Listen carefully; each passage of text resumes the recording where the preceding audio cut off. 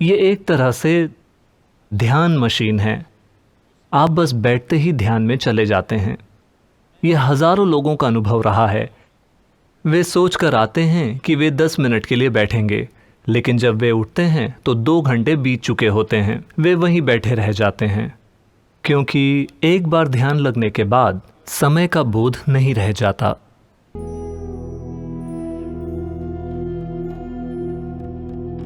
So here we are.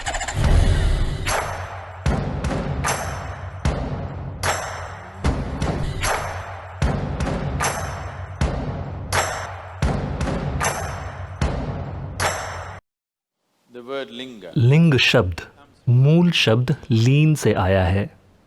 लिंग का अर्थ है आकार। ये लिंग या ये ऊर्जा रूप या ये दीर्घ वृत्ताभ अलग अलग गुणों के साथ और अलग अलग उद्देश्यों से बनाए जा सकते हैं। कुछ लिंगों को सेहत के लिए बनाया गया है, कुछ को खुशहाली और संपन्नता के लिए, कुछ को आध्यात्मिक प्रगति के लिए और कुछ को ध्यान साधना के लिए। इस तरह कई प्रकार के लिंग बनाए जा सकते हैं। Essentially, they can. मूल रूप से इन्हें बनाने के 7 अलग अलग तरीके हैं। इन 7 को आगे और भी कई प्रकारों में बांटा जा सकता है। ध्यान लिंग की खूबी यह है कि इसमें ये 7 आयाम मौजूद हैं, लेकिन मूल रूप से इसे ध्यान की अवस्था में जाने के लिए तैयार किया गया है। अगर आप बस ध्यान लिंग के सामने बैठते हैं तो आप ध्यान की अवस्था में चले जाएंगे। आप में से कितने लोग वहां गए हैं? क्या आप कभी गए हैं? Okay.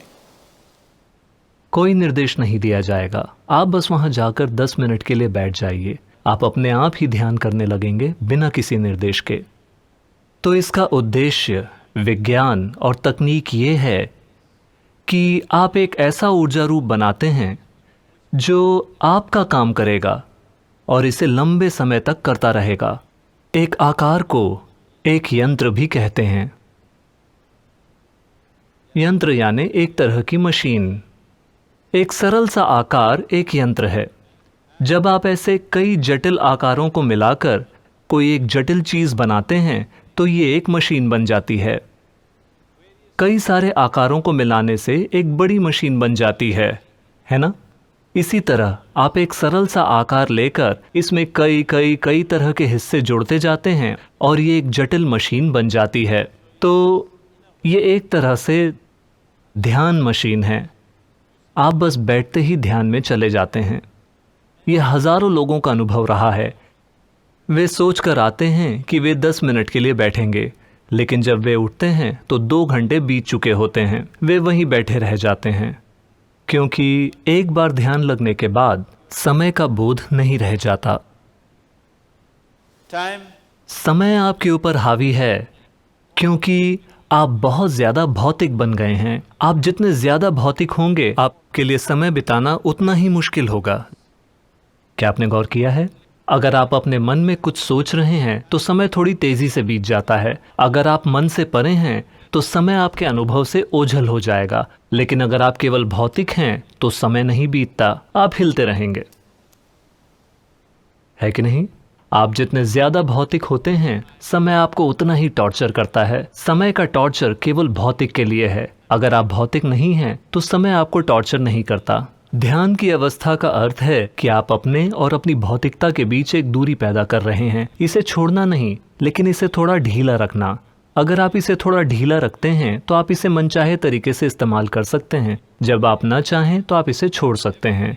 अगर आप इसमें उलझ गए तो भौतिकता का हर गुण आपको भी सताता है।